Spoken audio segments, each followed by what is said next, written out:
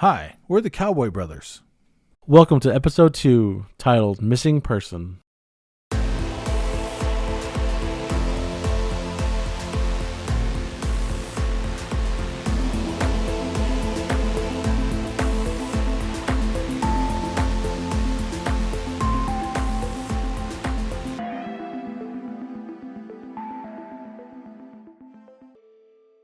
Sherbert, hearing that his date has gone missing, brings up so many questions. He quickly goes into private detective mode. She's been missing all week, you say? Oh yeah, I've been to her work and they said she hasn't even shown up or called in. So the only thing that I know for sure is that she had a hot date with you here at 7 p.m. I wasn't sure if I should come, but I found you here. I get it. I would have been concerned too, but you're making the right first steps. You said you had some questions? Yeah, when did you last talk to her? Well, I spoke to her on Monday afternoon when I was setting up our date. Oh, okay. Well, you might be the last person she talked to. How long have you guys been seeing each other? This was actually going to be our first date. I ran into her at Renafleck. We both reached for a copy of Disco with Wolves. It was meant to be, but that was Saturday night. I just got her number then. Oh yeah, her and her movie, she watches it all the time. I kept telling her she should just buy a copy. Well, good thing she didn't, because I wouldn't have met her. So what is it that you do, Mr. Sherbert Shirley. Funny you should ask. I'm actually a private detective. Is it? Well, Mr. Shirley, can I ask you for your help in finding my sister? Sherbert, without hesitation, agrees. Yes, I'll help.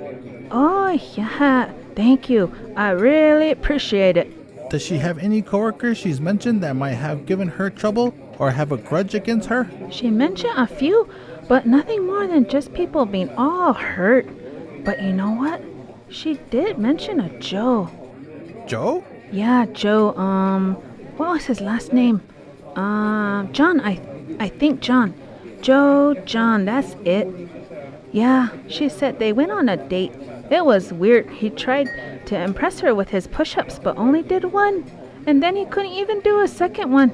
He just got all embarrassed and said he had a meeting to go to, but it was like 8:30 at night. Damn, really? That's funny. Sherbert knows he can do way more than one push-up. He feels good about his chances. So after that, he started to always ask her out? Yeah, that's when it all started with him. Okay. Well, that's where I will start, is with Joe. Here's my card if you can think of anything else. Okay, here's my phone number if you have any questions. Betty writes down her number on a napkin and hands it to Sherbert. They say their goodbyes, and Betty gets up and is ready to leave, but... Please find her, Sherbert. I miss her. I will do my bestest. Betty leaves the restaurant, and Sherbert sits down and thinks over all the information that was given to him. He asks for his check, pays, and leaves.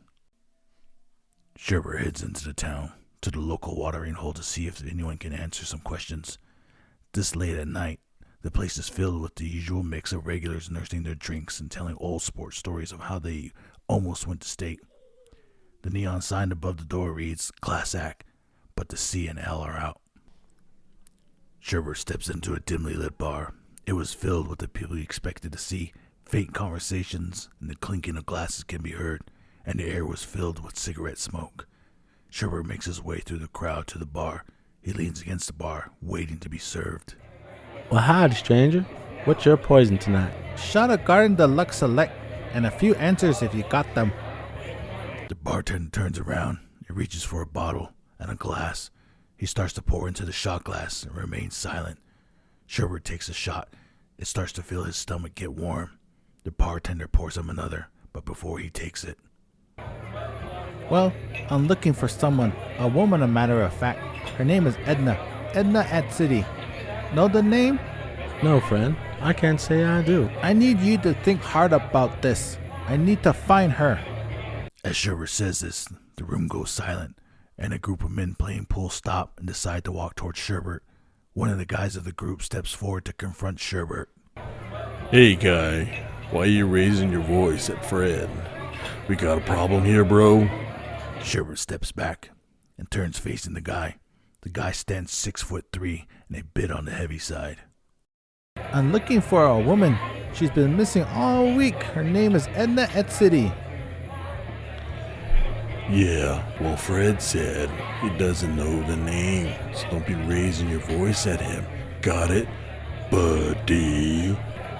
I didn't mean to raise my voice, but I felt like he was lying. Hey, Fred, were you lying? No, I don't know anything.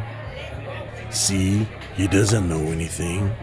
So I suggest you leave before we make you get onto Highway 491, down to the junction, then switch over to 264, all the way back to Route 12, and let it dump you off back on the reservation where you belong, buddy. Well, I'm not leaving till I get some answers. The group of guys spread out, half surrounding Sherbert and having him backed into the bar. Sherbert feels the intensity build and knows a good old bar fight is about to break out, and he knows he's going to be the center of it. Sherbert turns around to grab his shot and turns back to the group of guys surrounding him. He takes the shot. Sherbert flips a coin to the person standing next to the jukebox and tells them to press G7, which starts Indian car. Once we start, we won't finish till it's over. You should know I don't pick the chapter house, I just dance. So before we get started, does anybody want to leave? Who's first? Let's do this.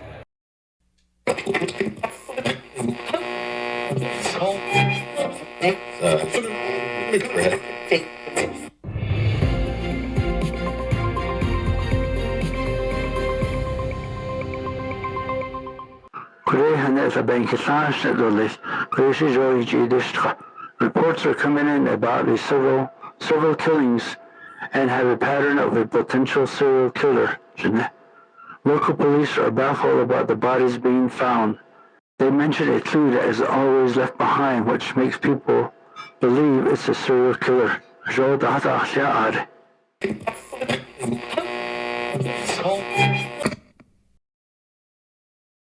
Shh.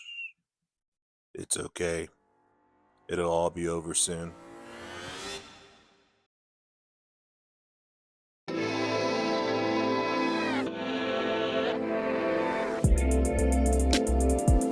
This is a work of fiction. Unless otherwise indicated, all the names, characters, business, places, events, and incidents in this story are either a product of the author's imagination or used in a fictitious manner. Any resemblance to actual persons, living or dead, or actual events is purely accidental.